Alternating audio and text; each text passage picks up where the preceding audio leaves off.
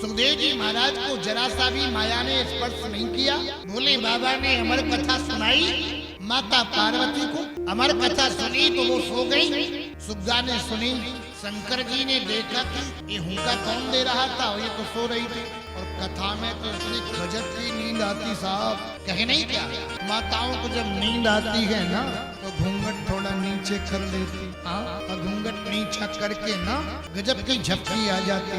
बेचारे पुरुष लोग सोना भी चाहें तो सो नहीं सकते क्योंकि उनके पास घूंघट है ही नहीं। और जैसे ही बगल में नींद आई, बगल वाली दीदी के ऊपर गिर गई, बगल वाली के ऊपर झेम के गिरी।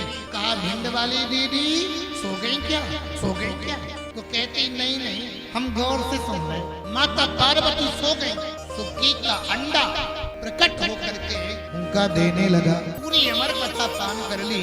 शिवजी ने कहा ये कौन सुन रहा था? त्रिशूल लेकर के दौड़े। तोता भागता भागता भागता। ब्याल जी की श्रीमती जी का नाम है पिंगला। माता पिंगला आंगन में बैठी और धीमे से जैसे ही जमवाई ली तैसे जमवाई जब लेते तो मुंह खुल जाता, खुल गया। तोता अंदर चला गया। 12 वर्ष तक अपनी माँ के पेट में रहे सुखदेव जी। अंदर से आवाज आती, अंदर गर्भ में कीर्तन चल रहा। ब्यास जी ने कहा बेटा बाहर आओ ना, बाहर आओ ना। सुखदेव जी बोले बाहर आऊंगा तो संसार की माया पकड़ लेगी, मैं नहीं आऊंगा। विष्णुर माया भगवती यया सम्मोहितम जगत, मैं नहीं आऊंगा। भगवान आकर के वचन देवे तो ही मैं आऊंगा, नहीं आऊंगा ही नहीं। भगवान ने आकर के वचन दे दिया, संसार की माया तुझे स्पर्श नहीं करेगी। देव जी का जैसे ही प्राकट्य हुआ माँ के उदर से तो नंग धड़ंग वन की ओर चले गए। सुखदेव जी महाराज की जन्मते जंगल चले गए। सरोवर में युवतियां निर्वस्त्र होकर स्नान कर रही थी और ये चले गए। और पीछे से इनके पूज्य पिताजी श्री वेदव्यास जी। संसार में सबसे बड़ा मोह अगर कोई है तो वो है पुत्र मोह। पुत्र मोह से, पुत्री मोह से बढ़ के कोई बड़ा मोह नहीं है। व्यास जी जा रहे हैं। यम प्रवजंत मनोपेत मपेत कृत्यम दुय पायनो विरह कातरया जुहावा पुत्रेति तन्मयतया तरवो विनेदो तम सर्वभूत हृदयम मुनिमाने तोस्मि। हे बेटा, हे बेटा, हे बेटा। सुखदेव पर कौन सुने, कौन सुने? वो तो चले गए नंग धड़ंग। युवतियों ने उन्हें देख करके वस्त्र पहने तो बोले मैं बुढ़ा हो गया, दिखता भी ना है। मेरे जवान बेटा निकला तो तुम्हें संकोच नहीं लगा? उन युवतियों ने कहा बाबा आपको स्त्री और पुरुष का भेद मालूम है, अंतर मालूम है। तुम्हारे बेटे को स्त्री कौन है पुरुष कौन है कोई अंतर ही पता नहीं है, इसलिए संकोच नहीं लगा। सुखदेव जी समाधि में समाधिस्थ हो गए, वापस नहीं आए। तो व्यास जी ने अपने कुछ चेला तैयार किए। चेलाओं को श्लोक रटाए और श्लोक सभी दिशाओं में भेज दिया। एक चेला ने जैसे ही श्लोक गाया, वरहा पीडम नटवर बप कर्णया कर्णिकार बिभ्रदवासा कनक कपिसम वैजयन्तीं चमाला रंध्रान बेड़ो रधर सुधया पूरयन् गोप वृंदै वृंदारण्यम स्वपद रमणम प्राभिसदे गीति कीर्ति।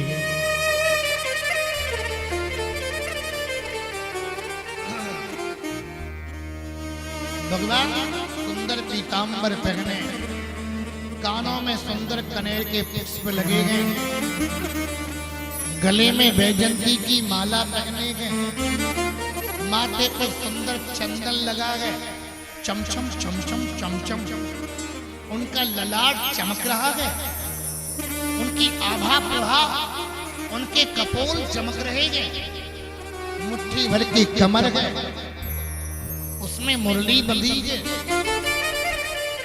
छोटे छोटे हाथ, छोटे छोटे पैर, टमाटर जैसे गाल, हिरण जैसी आंखें, सुग्गा जैसी नाक, मोती जैसे दांत, बटुआ जैसा मुंह, इतने सुंदर लगे कि क्या बताएं। जिनकी सुंदरता को देख करके कामदेव भी लज्जित होता है। ऐसा अभूतपूर्व सौंदर्य भगवान जब वर्णन किया तो सुखदेव जी की समाधि टूट गई और बाहर निकल के आए। बोले ऐसे पुरुष का तो दर्शन करना चाहिए। फिर मन में सोचने लगे कि कोई सुंदर हो, जरूरी नहीं उसका स्वभाव भी सुंदर हो, ये कोई जरूरी थोड़ा। शरीर का सुंदर होना, असुंदर होना, रूपवान होना, कुरूप होना, ये तो भगवान का दिया हुआ है। मैं कहता चाहे सुंदर कम हो, चाहे रूप कम हो, पर स्वभाव अच्छा हो, वाणी अच्छी हो, व्यवहार अच्छा हो। बस सुंदरता हमेशा नहीं रहती। सुंदरता तो एक दिन सुंदर व्यक्ति बंदर बन जाता। कई व्यक्ति जवानी के चित्र देखो कितने सुंदर मुंदर लगते और बुढ़ापे में दांत गिर गए, कपोल बैठ गए, आंखें घुस गईं, सुनाई नहीं पड़ता, दिखाई नहीं पड़ता।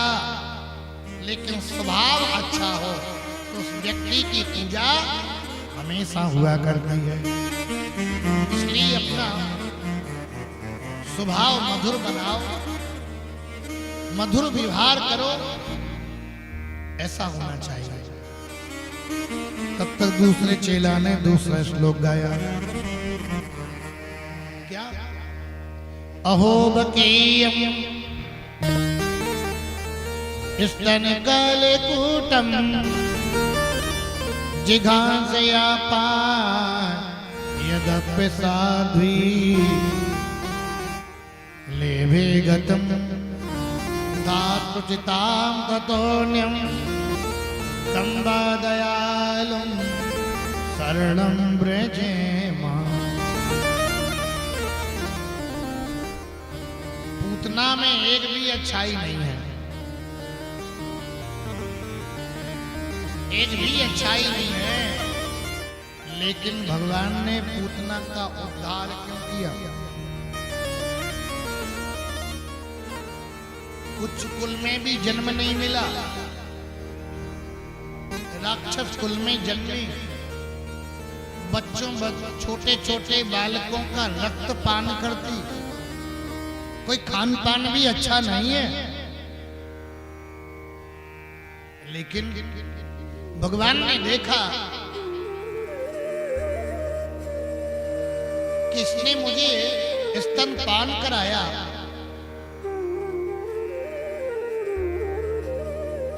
और जिसने स्तन पान कराया हो, बोलो स्तन मां का पान किया जाता है।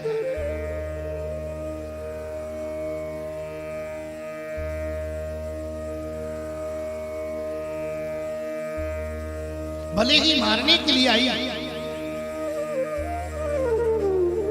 लेकिन इसने माता का कार्य किया है। इसलिए प्रभु ने एक अच्छाई देखी, बाकी दुर्गुणों की ओर नहीं देखा।